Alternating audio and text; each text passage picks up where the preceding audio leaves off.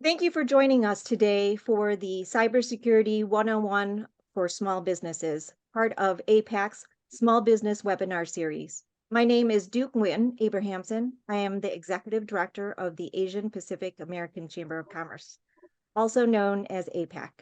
This year, APAC celebrates 23 years of facilitating business relationships among Asian-owned and U.S.-based companies and promoting the economic advancement of the Asian American Pacific Islander. Businesses owned by Asian Americans with heritage from China, Japan, Korea, Taiwan, Vietnam, the Philippines, and India, among other countries, Fortune 500 corporations, entrepreneurs, business professionals, cultural organizations and associations, and political and government dignitaries have supported APAC throughout the years and are the reason for our success. We are a collective voice for 30 plus Asian and Asian Pacific countries. We are able to do this through our strategic partnerships with Asian cultural associations throughout Michigan and nationally, and through our sponsors. Thank you to General Motors for supporting the AAPI small business community. Let me begin by introducing Cheng Liu, APAC's Small Business Action Committee member. Cheng is a certified public accountant with over 10 years of experience as a tax professional helping clients with tax planning and compliance. Currently, Cheng is the advisor and tax manager at Raymond, where he specializes in helping small and mid-sized businesses in various industries claim the R&D tax credits. Cheng? Thanks, Duke. I appreciate the introduction. Hello and good morning, everyone. As Duke mentioned, I'm Cheng Liu, and I'm a committee member of SBIC. This is a fairly new committee that was formed recently in partnership with GM to provide additional resources in support of APAC's small business community. Our main focus is to offer value-added educational content on various topics related to challenges that a small business may face in the current economic environment. Last year, we collaborated with local experts to present on topics such as how to finance your business, how to minimize your taxes, and how to grow your business. Today, I would like to introduce our speaker, Raj Patel, who will be presenting on the topic of cybersecurity. Raj comes with over 25 years of experience in cybersecurity, assisting various industries, and currently he is the Chief Growth Officer at Sensi. So welcome, Raj, and thanks for joining us today. Thank you very much, Cheng and Duke. And I'm going to share my screen and start over Cybersecurity 101 for small and medium-sized businesses. Great. So I want to focus today on cybersecurity challenges and what solutions that are available for small and medium-sized businesses. I think it's a very important topic. It's one of the top 5 things that small business owners are concerned about. And so over the next hour, I'll shed some light on some of the things you can do to protect your businesses from cyber attacks. On this slide, I'm providing you my email address as well as my phone number. If you have any questions, feel free to send me an email or give me a call. So I'm with Sensi. We are a startup company right out of Michigan, and Sensi stands for Sensible Cyber. We want to bring that sensible cyber practices to small businesses. Our vision really is to help small and medium-sized businesses. We feel that there's a gap with small businesses. They don't have the more affordable solutions. So Sensi was formed to help small and medium-sized businesses, companies under 250 employees or less. We are Michigan-based, but our philosophy is that most cyber attacks can be avoided with proper cyber hygiene. So think about password policies. Think about if they're strong, you're better protected. Think about having strong backups. You're better protected. So that's some of the things I'm going to talk about is an active culture in cybersecurity in your organization and how to go about doing that. Just a little overview of what we're going to cover today. So what I want to cover is some of the trends, cyber trends we're seeing with small businesses. Then I will cover the 3 main areas. Who are the threat actors today? Because there's a shift in them. Ransomware, which everyone knows what that is, and then data theft. And then how do you protect against those cyber attacks with the safeguards in place. So let's look at the trends today. So the top 3 cyber attacks today are ransomware, phishing, and malware. I'm sure everyone's aware of ransomware. Those attacks happen all the time. Phishing, again, every day. And then malware really is where hackers use software that is bad, coded bad, has all the bad stuff in it. And then you download, and then it infects your machines or your computers. And it leads to really ransomware today. When you look at small business organizations, 40% have experienced a cyber attack. So think about, if you haven't been attacked, then your competitor has been attacked, or your friend who's got the other business has been attacked. And then more than half of those 47% have experienced more than one attack. So it's something that's recurring now. Think about phishing. We have all experienced phishing. It happens every week. We get those phishing emails, phishing attempts that trick us into paying money, giving our passwords. So that's 100% of us have experienced that. The other one that I'm going to point out and talk briefly also later is we cannot forget employee errors. 50% of data breaches originate from something that an employee didn't do correctly. Now, most of that is not malicious intent. It could be unintentional. Employee clicks on something that creates, a ransomware attack. Employee emails the wrong file with sensitive data to the wrong person. So you got to also remember how do you protect against employee errors, and I'll talk a little bit about that also. The last 2 points are also very important. So cyber insurance, it's very important to buy cyber insurance. Less than half the small businesses have cyber insurance.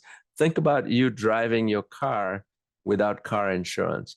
You can be the best driver, you could have the safest car, but you still need to buy your car insurance. In cybersecurity, the same thing. You do need that cyber insurance policy to help you in case you did have an attack. And then 42% of small businesses do not have a written cyber incident response plan. So think about your organization today.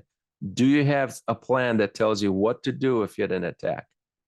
Or are you going to rely on game day and then figure out what you're going to do when you might have lost half a days of business because you didn't have a plan? So it's always important to have a written cyber incident response plan that you've tested and it's working. It's aligned with your cyber insurance policy. It's aligned with any legal requirements from a compliance standpoint, and that you're able to effectively recover from a cyber incident. Just going back to what the problem with small businesses with cyber is, if you notice 3-4 years ago, you heard of the big attacks, Target being attacked and big companies having the attacks. You don't hear that anymore. What you hear now is Lansing Community Schools. You hear smaller businesses are being attacked more. And why is that? So if you think about it, a smaller business might not have all the IT resources in place. They might not be training the employees. They might not have the policies in place. They don't have a written incident response plan. And so hackers have realized that small businesses are exposed. And that also, if they had an attack on a small business, law enforcement might not help them as they would with a larger business. So if you look at that pie chart on the right, if you look at 0 to 1,000 employees, that's pretty much about 60 to 70% of the pie chart attacks those small businesses. And this is real data from the last 12 months. So you have to pay attention to this. You have to think about that I'm going to get attacked tomorrow versus saying, this is not going to happen to me. But we do see that with small business owners is they put cybersecurity in the back burner. And why is that? We look at today, what do small businesses view of risk? It's supply chain disruptions, it's inflation, it's COVID-19, it's labor shortages, and then cybersecurity is number 5. So I understand that it's not top of your priority. But one thing is, of all the 5 risks, you can do something about cybersecurity. You can't do anything about inflation today. You couldn't do anything about COVID-19. You have to follow the rules as they were put out. But when it comes to cybersecurity, you can do something about it, and you can reduce your risk by doing something about it. So we'll go into that in a little bit. Just something that I wanted to bring up also with this group. I'm also Asian, and now what we're seeing is things that happen in our own home countries are also affecting supply chain. So this is just an example of a small company in Japan that provided parts, cup holders and USB sockets to a number of car manufacturers, and they had a ransomware attack. And imagine you can't get your car delivered because the cup holder is not there. So our businesses are so intertwined globally today, and cyber attacks can impact from anywhere. You could have a supplier in Japan, or supplier in China, or Taiwan, or India affecting your business over here, or vice versa. You could have a business here that's impacting the other countries also. So I think this is a very important topic. Let's take a look at who the threat actors are, because I think it's important to understand that, those hackers, what they were, 3 to 5 years ago, they have evolved. So one of the things I would say is hackers have evolved to cyber criminals. They're doing this for money. They're doing this as ransomware. They can hold you hostage, and then you have to pay them money to get your systems back. Or they're doing it to sell your data on the dark web. So they'll steal data, healthcare data, for example, and sell it on the dark web. They'll steal bank data and sell it on the dark web. So what I want you to think about is, don't think of them as hackers, think of them as cyber criminals. And if you think of them as cyber criminals, you'll become more skeptical about them. The other one that we got to think about is the increase in state-sponsored hackers. So other countries are hacking US companies, Asian companies, not because they want the data, but it could be political, it could be the economic conditions. And so we're seeing increased attack on military sites in the United States, increased attack on the critical infrastructure. So if you're working in the energy industry or the critical infrastructure, there are more attacks. But more importantly, for a small business, it's the supply chain. So before, you didn't think much about a cyber attack at one of your suppliers. But what if your supplier could not produce or send you the parts you need or the inventory you need because they had a cyber attack and they were shut down? That will impact your business also. So from a small business standpoint, I think that supply chain impact is very important. So again, think about hackers have changed. Think about as criminals. Think about it as not just your organization, but it could be other organizations that would be impacted due to an attack at your facility or one of your suppliers or customers. Earlier, I talked about employees and contractors. Do not forget them.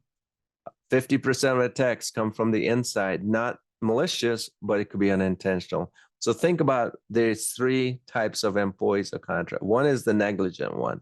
They click on links, they don't save good passwords, they repeat their passwords, they use their company password on their Facebook pages. And so when one gets compromised, their work password gets compromised. These are negligent employees that we all have those in our businesses, and we just got to make sure that we train the negligent employees, that we have other controls in place to mitigate the risk from negligence. Then you have really those fast workers. They get in and they want things done right away. So what happens? They might get 40 emails this morning, and they're clicking through every email, and they don't realize one was a phishing email. Or they're trying to get things done. Somebody's not available, so they download something off the internet.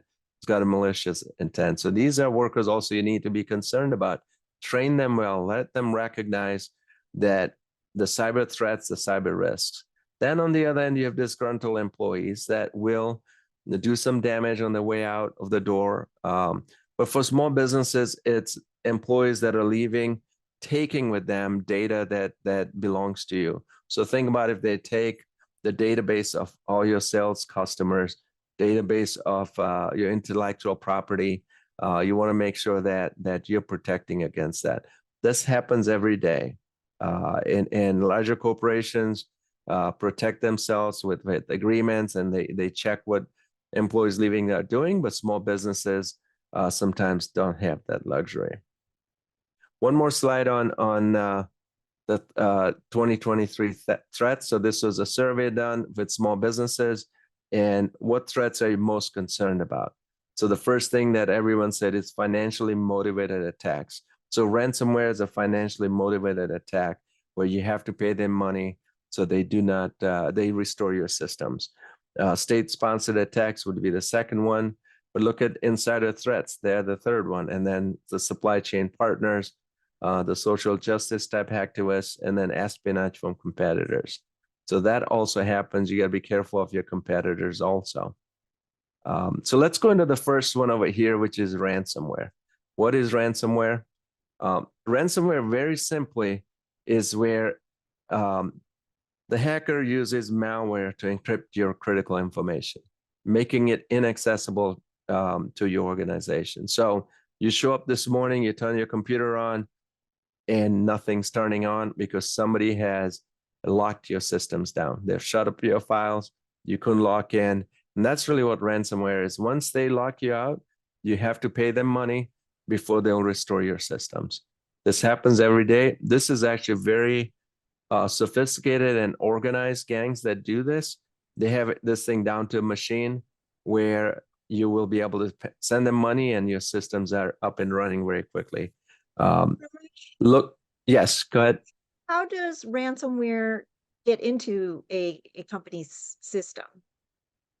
That's a great question. So in one of the slides I'm going to cover in 2 slides down is what are the sources of ransomware, but a simple one could be phishing. You get an email, you click on something that downloads malware that locks your system. So that could be a very simplistic way of doing it, but I'm going to cover that in a couple of slides coming up. But great question. So ransomware payments, here you can see tracking of what the payments have been. So this is payments with small businesses. What's the average ransomware? So the average ransomware is $400,000, medium's about 185, but you can see it's starting to increase because the hackers realize at small businesses, you have to be up and running and you're willing to pay the money. The other thing we're seeing, the good news about this is fewer companies are paying the ransom. So if you looked at 2019, over 70% of the attackers received money to restore the system. If you look in 2022, it was just under 40%. So why is that? Is because companies have put in better cyber hygiene, they have more mature backups.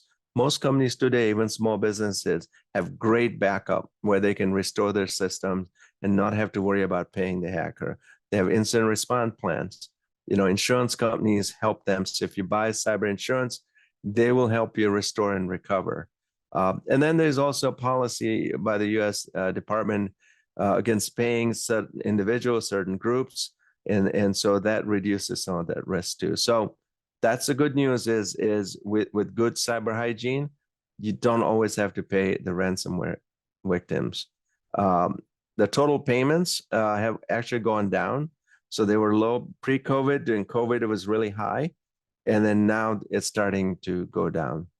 So just wanted to share those statistics. What are the ransomware types? So there's 4 different types today. And then I'll go to the question that was asked earlier. So one is crypto. So what happens is they encrypt your data. Once they encrypt it, you can't access your data. They have to give you a key to decrypt it. So once you pay the money, they'll give you the key.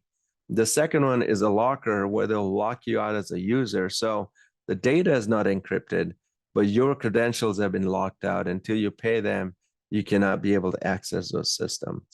The third one is a scareware. This is one actually a lot of older individuals see this on their home computers where they've downloaded some malware or virus and it just blocks the use of the computer. So till you pay the ransom, that computer, you can't access anything on that computer. So that's something at home.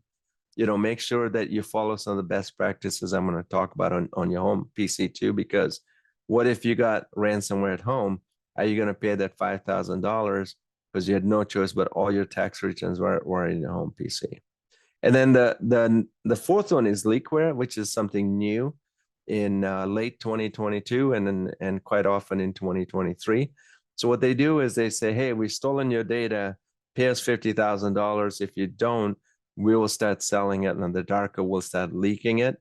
And companies said, oh, you know what, we're not going to pay you, do you what you want. And we're seeing where then hackers do this drip where they'll put 50,000 records to show you that, hey, we could really do this. The problem with that is most companies need to comply on protecting personal data. So you're either going to pay the ransomware, or you're going to pay fines, or you're going to have to pay for credit monitoring. So they've gotten quite effective. But these are the 4 ways, origins of ransomware. So ransomware is very difficult to prevent. So going back to the question is how does ransomware occur? Really, there's 4 different ways. The most common is phishing. You know, the hackers will send you a phishing email. In the email, it'll be one of 2 things. One is there could be a link. You click on the link. Behind the scenes, they've downloaded software on just your machine, and that software then starts spreading through the organization's machines and starts locking you down. Some of that could stay dormant for a couple of weeks and then start later. So it all depends on how they've designed that malware. The other one could be an attachment that you open and that had the malware. Malware is the second one, you know, so you could download it from emails, you could download it from the internet, you could download it from a USB device. Fairly common, happens a lot at home. If you have children at home, you're going to see there's a lot of malware that gets downloaded, and that could lead to ransomware. Misconfigured systems. So we see this a lot where systems are not configured properly. So you might have a firewall that's allowing certain inbound connections coming through. You might have a router that's got known vulnerabilities. So that's an area that you can do something about and make sure your systems are configured properly, always up to date on the software. And then there's 0-day vulnerabilities. So what is a 0-day vulnerability? So this is when the vendors realize they have a vulnerability in the system and they're working on a fix. And once hackers realize that this is the issue, they start attacking using that vector to attack those companies. And if you haven't patched your systems, then you're going to get impacted. So to prevent ransomware, you've got to go to the origins of the ransomware. Phishing. Make sure your employees are trained on how to notice phishing attacks. Be diligent on those emails. You know, do friendly phishing exercises to train your employees on phishing. A lot of some small businesses don't do that, and so the employees are not trained on it.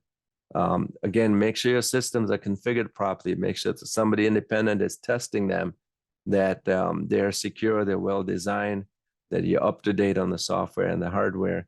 And the last one, keep your systems current.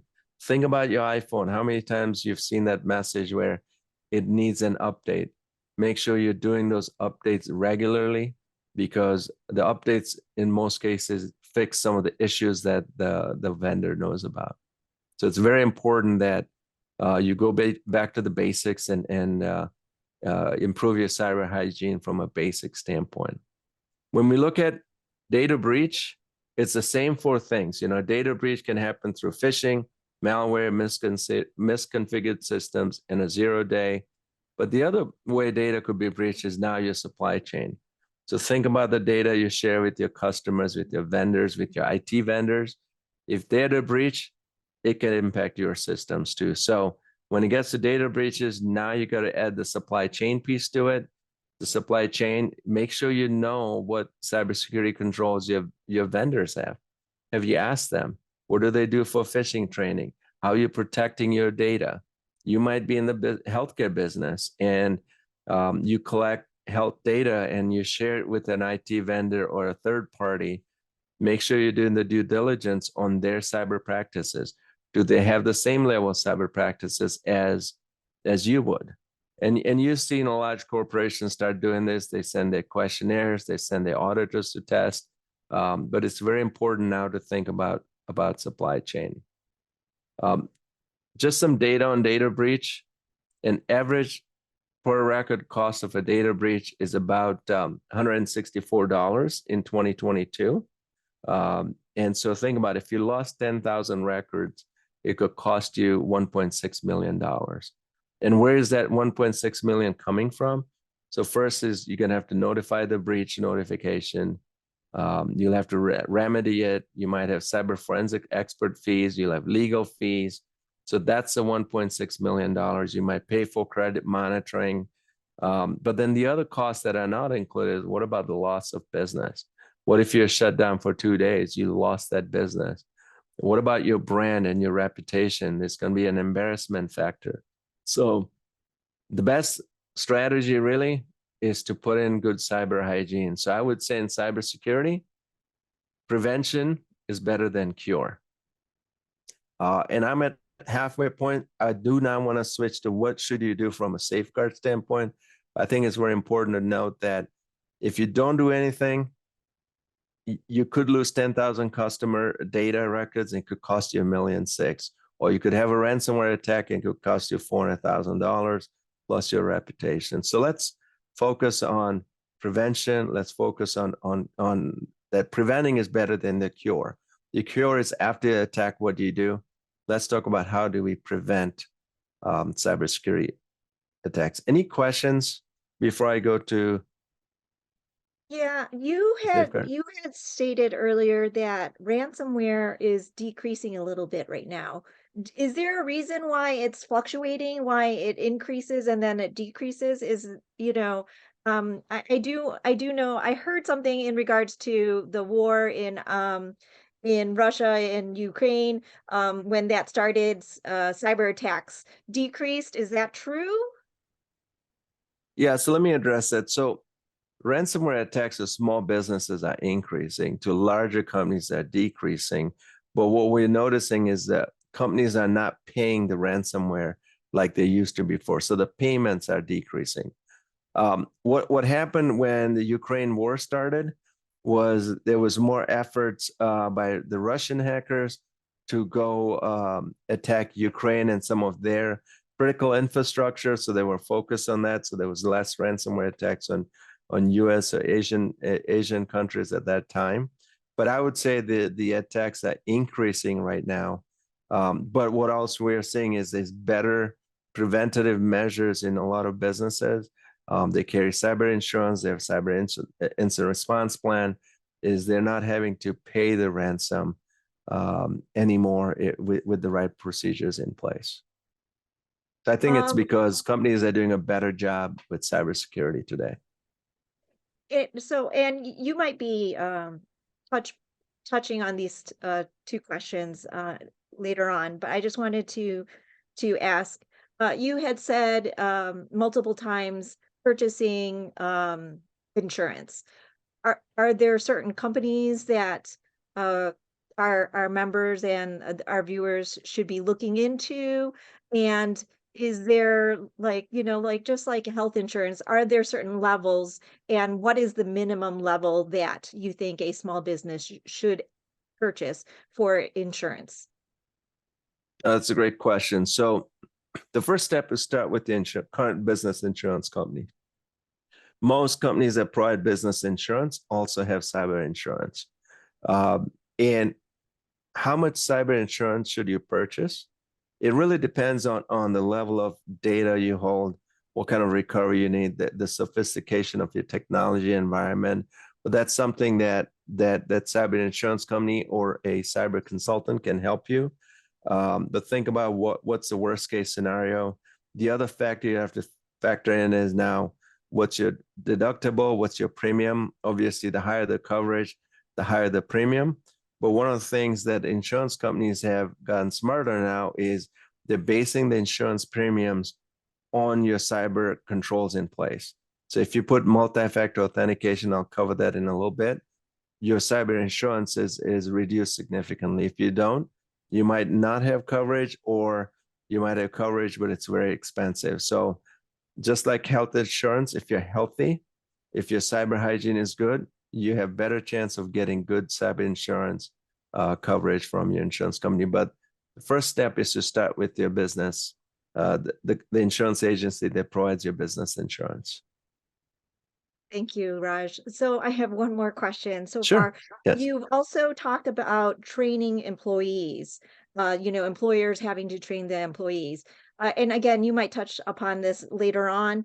Do you personally do videos where the employers can share with their employees? Because I do know that a lot of employers, a lot of the small businesses, we have a lot of people working from home. And, you feel a little bit different when you're working from home. You're a little bit more lax. You're more likely to click things and open things and download things on your work computer. So are there training videos that you create that you provide for these employees, the employers to show to their employees? Yeah, so we provide a whole package solution, and part of that cybersecurity in box is one key component is a training program. So we do training videos every other month, and they're 5 to 7 minute videos. They can watch on their phone, they can see it, but these videos are meant to remind the employees of how these attacks happen and what they can do to prevent it. And we've looked at it, do you do it once a year? We feel once a year is too far apart. We feel once a quarter was too far apart. Doing it every monthly was too much because then employees will tune it out. So we landed on do the training every other month and then do the phishing exercises every other month is a great way to do it. It's a constant reminder for them. And I'll cover through some of that in the next 20 minutes. So let's go, what can you do? So the first thing is you should understand what is your cyber health?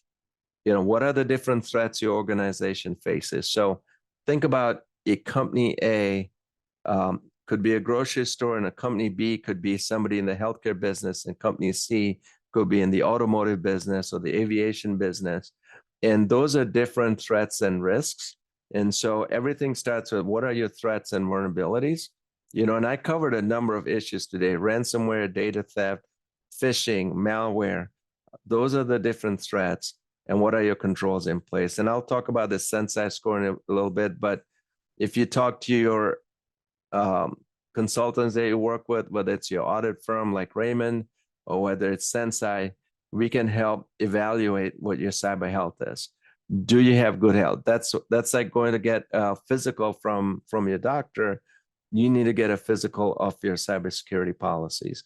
And what I mean by a physical is you don't need, as a small business, an in-depth review of what's wrong with your cybersecurity. You want to have a higher level review so you can spend the rest of your dollars on fixing the issues. So the first thing is you got to have documented policies. When you have documented policies, you mentioned about people working from home. They know what your policies are and what they should and should not do. Are they allowed to print certain documents at home? What happens if they have their computer in a public area? What about their laptops? What is the policy about from work, you went home, but on the way home, you stopped at a grocery store or a restaurant? How do you physically secure your laptop? What's your password policy? So it's very important to have documented policies and to train your employees on the policies.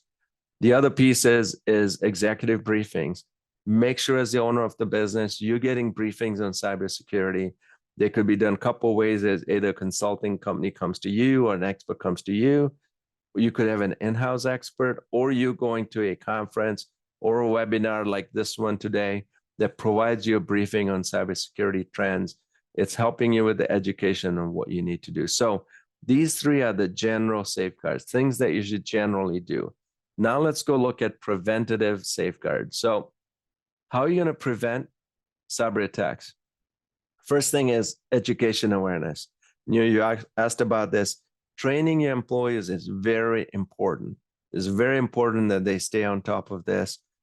Threats are evolving. You have to be constantly vigilant. And the best training you provide is showing them real examples. So instead of just saying you should have strong passwords, think about if you had a case study of user X, password was weak, here's how we got cracked. This is why you need to keep it safe. Same with the phishing attack. Use real examples. So, there's a phishing attack, 10 employees clicked on it. This was what happened. So using those real examples will help connect the dots with your employees.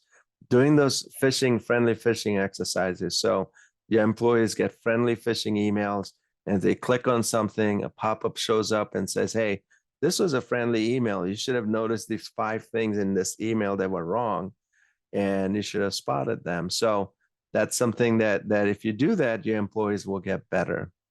I'll tell you one thing is hackers are now also using ChatGPT to write better emails. Before you could spot a phishing email because the grammar is wrong. It wasn't looking, so they are getting a little bit better. So you got to train your employees better. The second preventative, go ahead. Raj, so let's say an employee sees an email and doesn't know what, quite if it's safe or not. Is it dangerous to forward that email? Or is it, is it best just to take a screenshot and then ask somebody, hey, is this safe? Right. What's the best way? Great question. The best way I would say is do not forward the email. Find another means of sharing that information. I like the screenshot idea you have, but you want to call your IT team. You want to say, hey, I think this is not correct. How do you best check on it?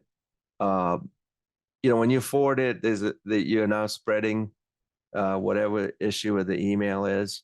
Now, some of the bigger companies, what they would do is they have a report button.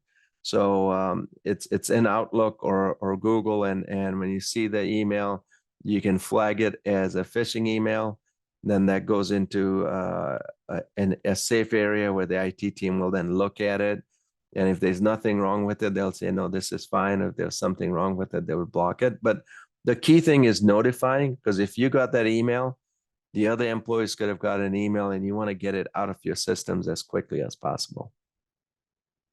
Great question. So secure access. This is one thing that you got to be very diligent about. So think about what kind of access you're giving your employees. Let's say you have 25 employees. Not everyone needs access to the accounting system. And most small businesses do a pretty good job of that. What they don't do a good job is everyone has access to all the files.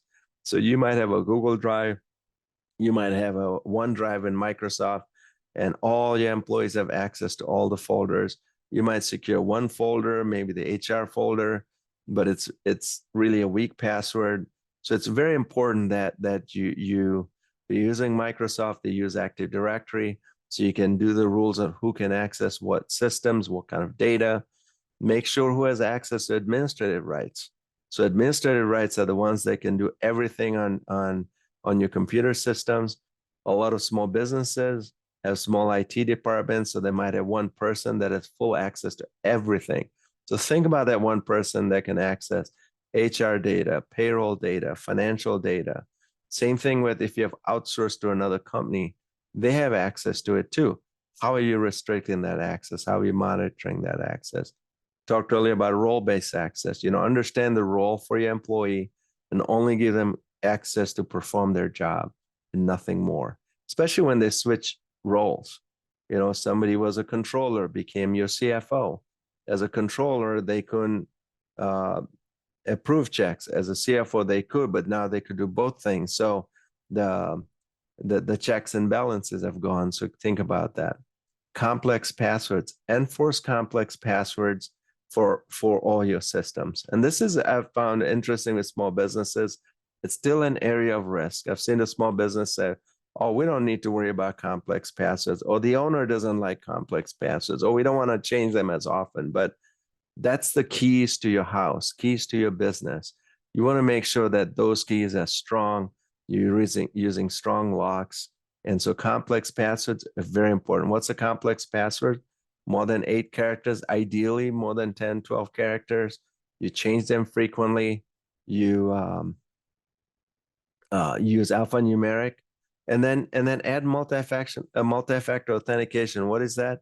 Not only do you need your password, but you also need a text message that you got with a code. Now you're totally protecting your business. So if somebody's password's compromised, they still cannot log in because they don't have access to your second authentication method.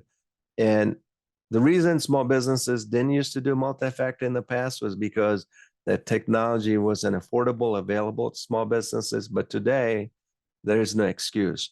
If you're using Microsoft has MFA now. It's easy to implement. It's very affordable. Same thing with Google. Google has an authenticator app, and it works really well. You don't need other third-party apps. But if you wanted to, Google Duo is another company that does multi-factor. It's a success story. It was started by a gentleman with Asian origin. So it's a company that Michigan-based and a success story in that multi-factor authentication. That's Duo Security. Cloud access, a lot of companies says, oh, we're in the cloud, so that means we're safe. You're only safe as to who you give access to that. So think about the cloud as a storage facility that you have where you store stuff. And think about who can, if the doors are open, if who has keys to that storage facility. Same thing with your cloud access. Just because you're using the cloud doesn't mean it's protected. Generally it is, but you want to make sure that it's doing. Personal devices. So think about your phones that you have today. There's a lot of company information on employee phones. How are you protecting it? And for small business, it's a very important. Big corporations, they're able to wipe out the company data. Are you able to do the same? Do I need multi-factor to look at emails on my phone? So phones are to me the weakest device today in a small business. A lot of information is on the phones. It's walking around with them. It's moving around. It's important to protect this. Then you go to secure infrastructure. Now, this is more the technical area. And I'm not going to go too detailed, but you have a number of things that you have to go through. So one is a firewall.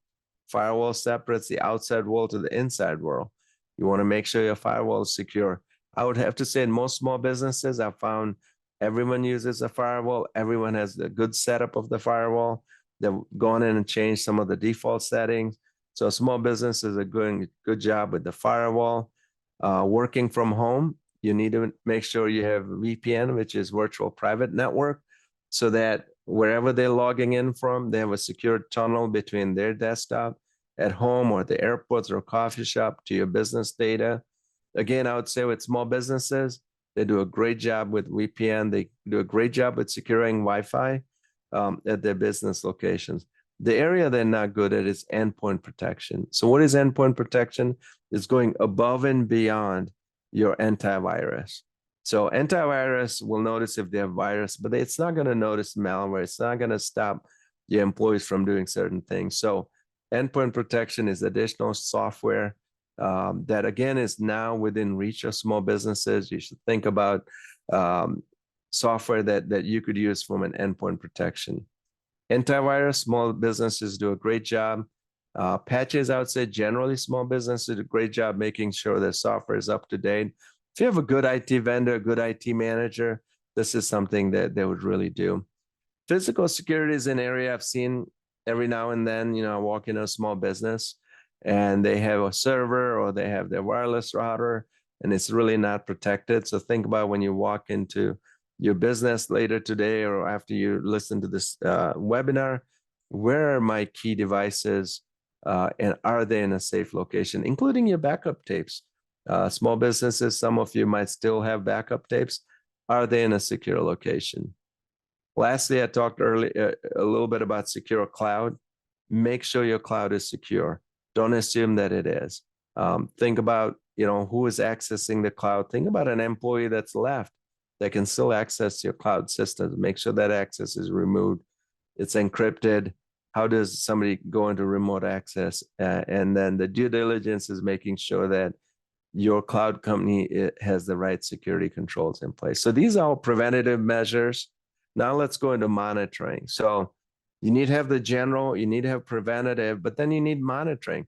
What am I doing to monitor the things that not happening? So look at your vulnerabilities. Are you doing dark web scanning? So this is tools available. You could have and another company do it for you. We do it for our own clients where we would search the dark web. And if we notice there's information like passwords, email IDs, or there's chatter about data, that's an early warning that something's breached, something's leaked. I'm sure you do this at the personal level. If you have a credit monitoring system, they do dark web scanning now for the individual, but are you doing it for business? And we've noticed a lot of small businesses are not doing the dark web scanning. Vulnerability scanning, again, there are tools available, companies available. We do this for our clients where we are constantly scanning their outside network. So we're scanning to make sure that there's no open doors, There's nothing that can be exposed from the outside. It's very important to do that. Again, it's very affordable right now. If you want to go a step further, you can do a penetration testing where you have a third party come in.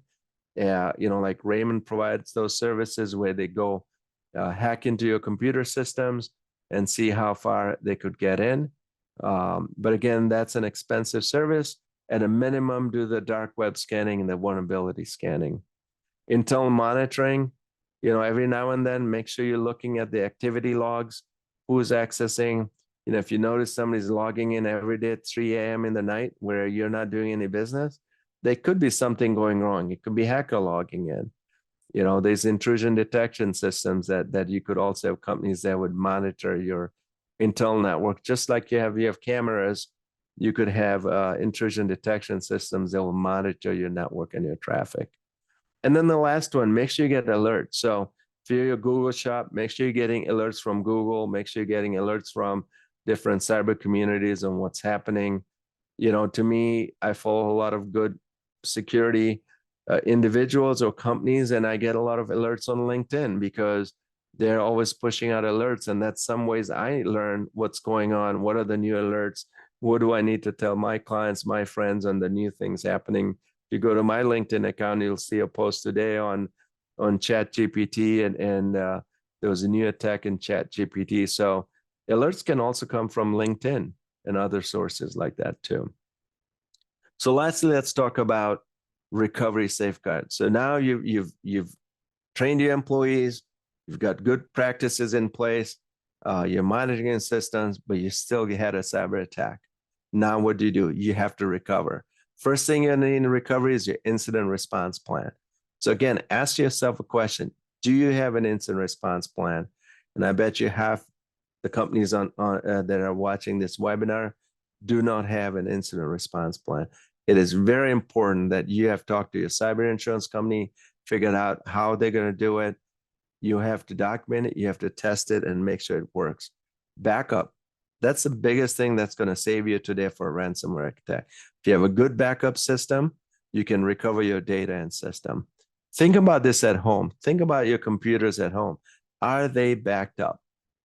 All of us have personal computers at home. What do we have on it? We have our tax returns. We have our important documents. Do you have a second copy in a secure location at home or not? The best thing you can do is get a second encrypted hard drive, and every time you just copy it on there and put it on there. You could have a cloud backup. So backup, most important thing. Good news is most small businesses I know have in fact, all that I know have a great backup system. It's gotten very affordable. It's pretty standard practice. Last thing we covered earlier is cyber insurance. You should still have cyber insurance. It's got to be based really on what are you protecting, what could your damages be, and at a minimum have some insurance. Talk to your insurance agency. Make sure that you have ransomware, because that's going to be your most expensive cyber attack, and that you have coverage from ransomware. And why do you need ransomware? Not just for the payment, but imagine if you didn't have ransomware, you're dealing with a hacker. How are you going to pay a hacker in Bitcoin and all that? And so the insurance companies have a mechanism to legally, if they had to pay the hacker, they have legal means to pay the hacker. They'll cover your costs for the hacker. They'll cover your costs for any forensic work you have to do. So they're going to help you. So I've spent quite a bit of time talking about this safeguards. You have this webinar. You can always come back and take a look at it, figure out. You can always ask me a question if you have a question. But one of the things that I feel really bad, more concerned about, is a lot of small businesses are ignoring the threat. It's not going to happen to me. Or, you know what? I'm going to do that next month. This month, I'm very busy. I would say do not ignore the threat. Prayer and hope is not a good cyber strategy. I'll repeat that. Prayer and hope is not a good cyber strategy. And if that's your strategy, then you need to do something about it. So I talked also about cyber health. One of the things we do at Sensei, we call it the Sensei score. And the Sensei score is like a FICO score for your cyber health. It's about a 30-minute evaluation. You do it with a cyber expert. It's not a self-assessment. It's something that's a dialogue for about 30 minutes. And at the end of the 30 minutes, you get a score, like a FICO score. So if you have a score of 800 or more, you're doing great. You can sleep well at night. If your score is 400, definitely not protected. So I would encourage you to, if anything, come and do our Sensei score. It's free. There's no obligation to buy our services. You get a one-page report and you get a number. So how do you get your Sensei score? You can go to our website, sensei.com, or you could send me an email and we could schedule a 30-minute evaluation. The reason we do it for free is, and we do it for small businesses, is we want to help you understand where your risks are. We want to, if you feel you're great, take the score and get a score of 800. You're going to feel really good about your cyber practices. We've done a number of scores. It's just a distribution chart of all the different scores we've done. And you can see not a lot of small businesses over the 800. So it's good to take the score, see where you are. The evaluation will tell you what you're missing. And then you can work with your companies to figure out how to bridge the gap. Here's an example of how we've helped various companies where they started and then where they ended up on their improving their scores through our services. So I would say go ahead and take advantage of the Sensei score. You can send me an email at rajpatel@sensei.com and we can schedule you a Sensei score. So I hope you found this useful and very beneficial. You got all the best practices that you should think about. Hopefully I gave you a good idea on some of the threats that are out there today. And I was able to make a difference for you for spending the hour with me and APAC today. I'm going to open it up again for questions. Raj, this is kind of a little bit veering off topic a little bit. Mhm. I know that a lot of political entities are trying to get free Wi-Fi for a lot of locations that are underserved. Dangerous is that? So I think there's two parts to the question. There are underserved communities with the Wi-Fi. I think it's important. Internet connectivity is very important for those communities because think about education, think about outreach, think about business growth. But what you want to do is try to go to a trusted source. So if AT&T is providing the free Wi-Fi, you're good. But if you have other things in place, like the VPN, like the multi-factor, you can reduce the risk from rogue Wi-Fi. But what I'm going to say is, let's say, and I was out in Kentucky yesterday, and one of the things that I don't do is I don't use a hotel Wi-Fi. I don't use the airport Wi-Fi. What I do is I tether off my phone. My phone, I could create my own hotspot. I use that because I trust it. Now, was the hotel I stayed at Hilton, was anything wrong with it? Probably not. But what if somebody set up a fake Wi-Fi and I was on the fake Wi-Fi? So I might have extended the answer to some other thing, but I don't have that many concerns about the government side about free Wi-Fis in some of the remote areas. What concerns me is the open access after you log in. So let's say that you are a consultant for the state of Michigan. Mhm. What would you tell the state of Michigan that they need to consider or watch out for while providing free Wi-Fi to these underserved areas? What I would say is go with a strong vendor, a vendor that's providing secure services. And there are a number of companies in Michigan that provide secure services. So they need to be providing a secure Wi-Fi connection. If you're providing a secure Wi-Fi connection, I think that goes a long way. So it's picking those vendors that are diligent about secure Wi-Fi. But on the other side, educating the citizens of Michigan is that this is free Wi-Fi. There's things you need to do, strong passwords, good backups, VPN, multi-factor, that you need to do on your end. Just because we are providing the free Wi-Fi doesn't mean that you don't have to do anything on your end. I think the other areas, think about who's going to use that Wi-Fi. And I think there's going to be a lot of students using it. So I think the education in schools, cybersecurity education in elementary, middle, and high school needs to be improved. I would say, I mean, that's something that the state could do more of today, and educating. So if you're providing these free services, also educate them on what are the risks, what could happen, to all the audiences, not just the adults, the children also. I will say that state of Michigan actually has great resources on their website for small and medium-sized businesses on cybersecurity, so you can access those sites too. Thank you, Raj. One more question. How do Sure. hackers choose their victims? Are there certain businesses that they look for, or certain criteria that they're looking for? I know that APAC gets these phishing emails all the time, and I'll get emails that look like they're coming from somebody within APAC saying, "Hey, I'm changing my bank. What do you need for me to change my direct deposit?" Yep. So what is it Yep. that they're looking for? That's a great question. So today, I would say it's like somebody going out to do fishing. You throw a line and you're going to catch the weakest victim there. So that's what's happening today is hackers cast a wide net. And then if your systems are weak, if your users are weak, you'll get snagged and then you would get an attack. So I'd say 80% of the attacks are done that way. Now, there's a small percentage where the hackers have targeted a specific company because of intellectual property, because they want to use it more from a political reason or a philosophical reason. So there are targeted attacks, but I'd say for small and medium-sized businesses, the audience that's listening to this webinar today, you would get attacked because the hacker is just seeing who's out there, who's weak, and they just prey on the weakest companies.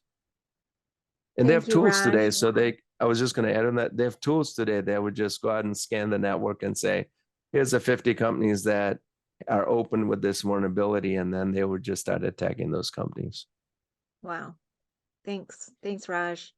Thank you, everybody, for joining us for Cybersecurity 101 for Small Businesses, part of APAC's Small Business Webinar Series.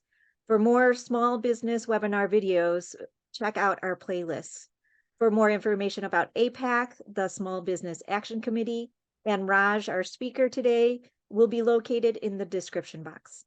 Please leave a comment on what you would like the small business webinar to cover next or what you need as a small business. Thank you, everyone.